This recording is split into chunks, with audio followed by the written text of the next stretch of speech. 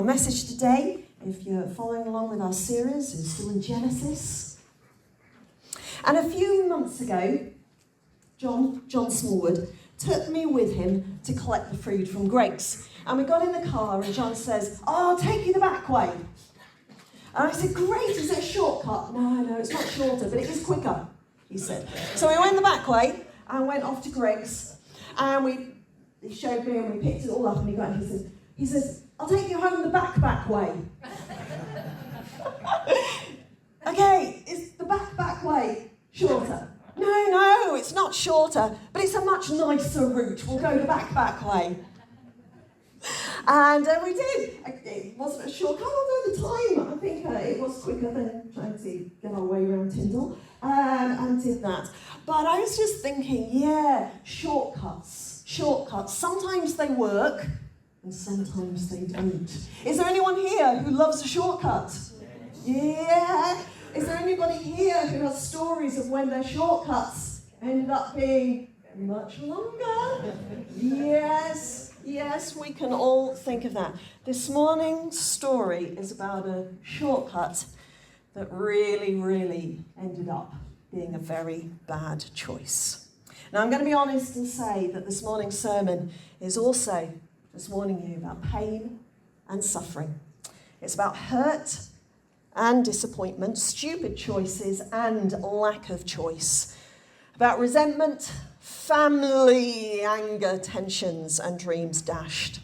But before you get too thoroughly depressed, okay, this morning's message is also about the incredible grace and favour of God in the middle of all that mess. So if you'd like to turn to Genesis chapter 16, and I'm going to ask Jen to come out and read that for us. Genesis chapter 16. There's some more Bibles around here and at the back if you want to grab them. And if you haven't, just listen as Jen reads this. Now Sarai, Abram's wife, had borne him no children. She had a female Egyptian servant whose name was Hagar. And Sarai said to Abram, "Behold, now the Lord has prevented me from bearing children. Go in to my servant. It may be that I shall obtain children by her." And Abram listened to the voice of Sarai. So after Abram had lived 10 years in the land of Canaan, Sarai, Abram's wife, took Hagar, the Egyptian, her servant, and gave her to Abram, her husband, as a wife. And he went into Hagar, and she conceived. And when she saw that she'd conceived, she looked with contempt on her mistress. And Sarai said to Abram, "May the wrong done to me be on you. I gave my servant to your embrace, and when she saw that she conceived, she looked on me with contempt. May the Lord judge between you and me." But Abram said to Sarai, "Behold, your servant is in your power. Do to her as you please." Then Sarai dealt harshly with her, and she fled from her. A spring of water in the wilderness, a spring on the way to Shur. And he said, "Hagar, servant of Sarai, where have you come from and where are you going?" She said, "I'm fleeing from my mistress Sarai." The angel of the Lord said to her, "Return to your mistress and submit to her." The angel of the Lord also said to her, "I will surely multiply your offspring, so that they cannot be numbered for multitude." And the angel of the Lord said to her, "Behold, you are pregnant and shall bear a son. You shall call his name Ishmael, because the Lord has listened to your affliction. He shall be a wild donkey of a man, his hand against everyone, and everyone's hand against him, and he shall dwell over against all his kinsmen." So she called the name of the Lord who spoke to her. "You are a God of seeing." For she said, "Truly here I have seen him who looks after me." Therefore the well was called Beer-lahai-roi. It lies between Kadesh and Burrage.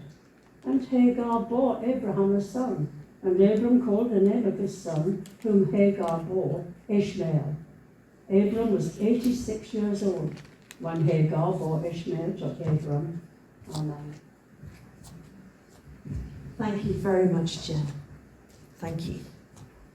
So it's been 10 years since God promised Abraham a son. and promised that his descendants would be as numerous as the stars in the sky, like the grains of sand, and that through Abraham, the whole world will be blessed. 10 years.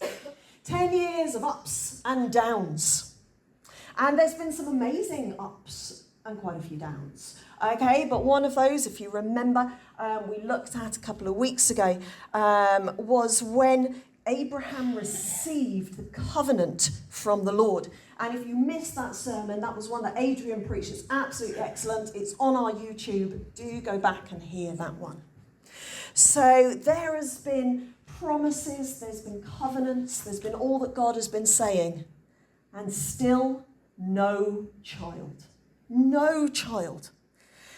It appears to Abraham and Sarah that God is being a bit slow at working out. Maybe God has got a problem with this.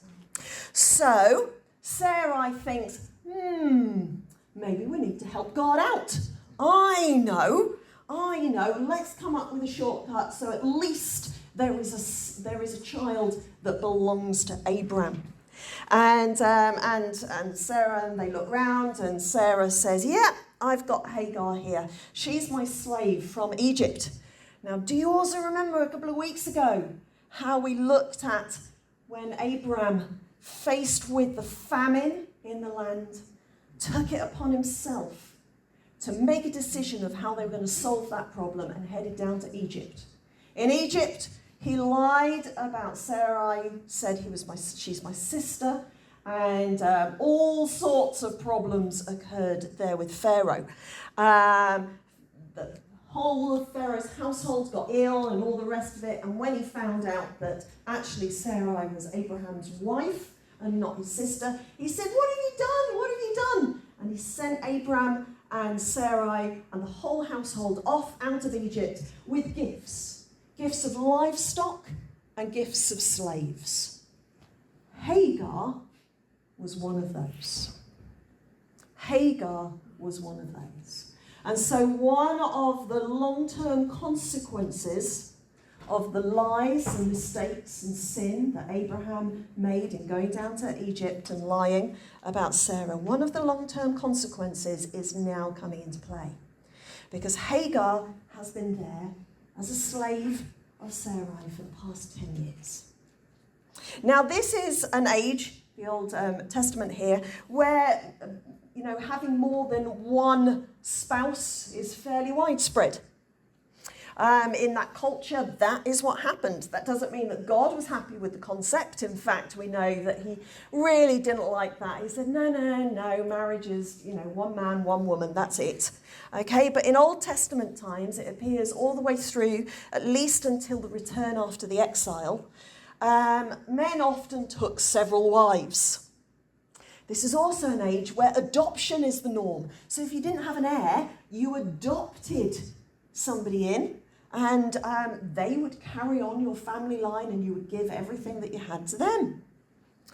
So what we've got here is a scenario where Sarai is proposing that Abraham takes Hagar as a second wife, and Hagar is like a surrogate mother and gives a child to Abraham. But because Hagar is Sarah's slave and belongs to her, then the child will also belong to her. Have you got that? Bit complicated, but this is what happens. And they think, yep, this is going to be the answer to all of our problems. All of our problems. A child through Hagar. So Hagar becomes a second junior wife to Abraham. And very quickly becomes pregnant. Unfortunately, rather than being the solution to all their problems, it's about to cause a lot more problems. So we're looking at verse 4b. When she, Hagar, knew she was pregnant, she began to despise her mistress. Then Sarai said to Abraham, "You're responsible for this. You're responsible for what I'm now suffering. I put my slave in your arms, and now she knows she's pregnant. She despised me. May God judge between you and me." Yes, So it seems that Hagar is proud that she's pregnant. It's very likely that Abraham is chuffed because finally he's going to get a child. He's going to be a father. And Sarai is thoroughly and totally ticked off at the situation. Everyone is miserable. And Abraham, of course, says, no, she's your slave. She's in your hands. Do whatever you think best, and kind of just washes his hands of the situation, says, it's up to you, Sarah, you sort out your slave, sort out Hagar. Then Sarah mistreated Hagar, so she fled from her. Unable to bear the abuse any longer, Hagar runs away, runs into the desert, into the wilderness, and stops near a spring in the desert, alone, pregnant. What comes next?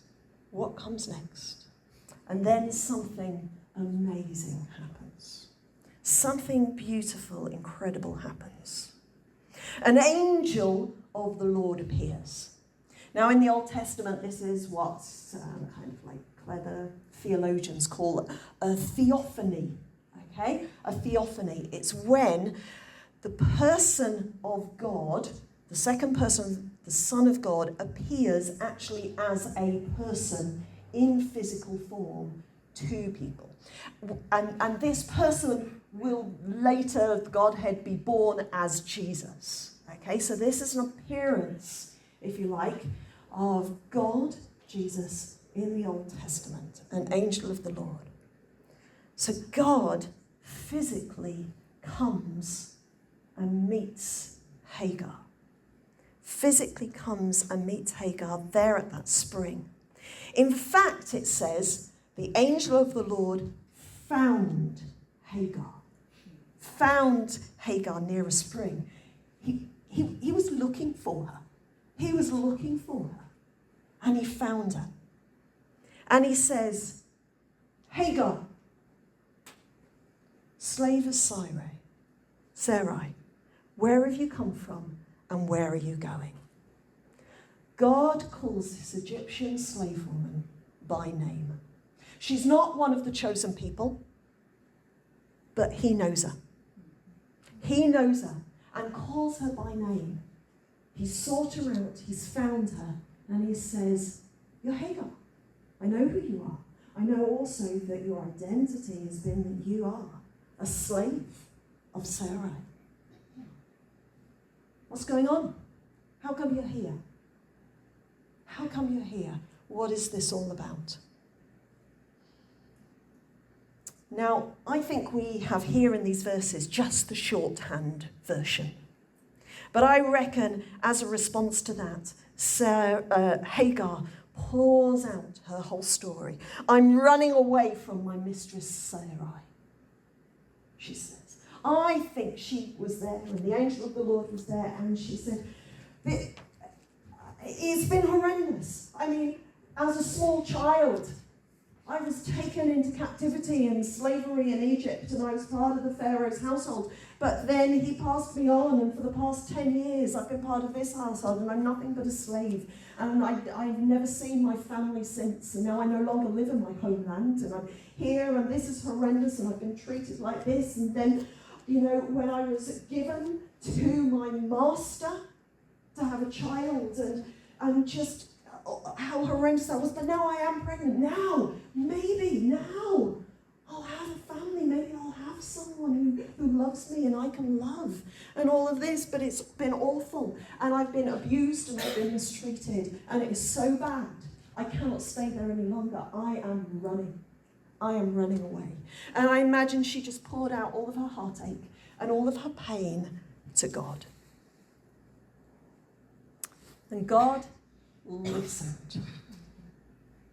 God listened. He was present, and he was doing that active listening thing. You know that bit when someone actually focuses their attention on you and not on their phone? Yeah?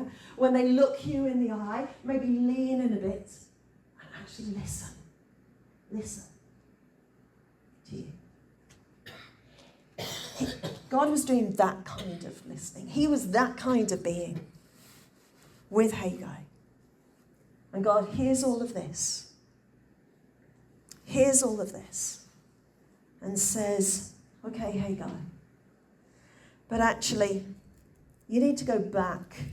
You need to go back to your mistress and submit to her. And I admit that I find this part of the story hard. And I'm sure that there's some folk here who also say, why is she having to go back? Why does God tell her to go back? You know, this wasn't Hagar's fault. In the middle of this, she's the one who's been treated so badly, who had no rights, who had no power or authority. And we have to say that this situation should never have happened. If Abraham had been listening to God all those years ago, instead of walking in his own wisdom, he would never have gone down into Egypt. If in this situation he'd just trusted God and the covenants that God had given him, then he would never have slept with Hagar. None of this is Hagar's fault. Hagar would never have been the slave, would never have been there to be used and abused, would never have been what they thought was the shortcut. And yet, this is the mess. This is the mess that's here. And she's in the middle of it. And I admit that I find it initially very hard to hear God telling her to return to Abraham's servant. But in those ancient days, a pregnant slave woman would not have been treated well anywhere. She couldn't return home to Egypt. They wouldn't have accepted her or taken her in if she had made it that far. She had no food, no shelter, nothing to look after her. And God said, Hagar, you've got to go back. You've got to go back to Abraham's household. Go back to your mistress. Because there you will be provided for. You'll get food, water, shelter, and physical safety. And then he says these words. Because Hagar, I'm giving you a promise. I'm giving you a promise. Verse 16. I will increase your descendants so much that they will be too numerous to count. You are now pregnant, and you will give birth to a son, and you shall name him Ishmael. I'm telling you the name that you're going to give your son. Ishmael. It means God hears. Because I've heard you. For the Lord has heard of your misery. He will be a wild donkey of a man. His hand will be against everyone, and everyone's hand will be against him, and he will live in hostility towards his brothers. There's a little bit of a double prophecy here, kind of like good things and bad things. But this is what God says. I'm going to give you a promise, Hagar. The promise is actually a mirror one to what I give Abraham. Your descendants will be too numerous to count, and your son will be called God Hears. Now, I want to say this morning, and please hear me in this, if you're in an abusive situation this morning, please don't interpret this message as saying that you should stay there or that you need to go back to it. You shouldn't. We are not living, praise the Lord, in ancient Middle East and times, okay? God's will for you is peace and safety and hope for the future. And if you're in a situation this morning that is difficult and abusive, please, will you come and speak to one of our leadership team, because we would want to support you in that. This is a different scenario, a different time. But for Hagar, this promise of God makes all the difference. Have a look at her response. Verse 13. She gave this name to the Lord who spoke to her. You are the God who sees me. El Roy. You are the God who sees me. She had an encounter with the living, powerful God. And she says, you've seen me. You've seen my heartache. You've seen my trouble. You've seen my future. You see me, God. Call me by name for who I really am. To God, I'm not a slave to be passed from master to mistress. I'm not a breeding mare for another woman to use for her own purposes. I'm not a body for a man to use and discard me. I'm not someone to be mistreated and battered. I am known by name by the living God and precious to him. And amazingly and powerfully, Hagar is the first person in scriptures who gives God a name. El Roi. El Roi. Can you hear the wonder in this, the joy?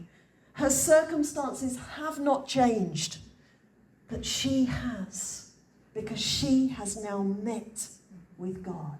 She says, I have now seen the one who sees me. And that is why that well, that spring in the desert, was called Bir Lahai Roi. It is there. It is a place that says, for God has seen. God has seen.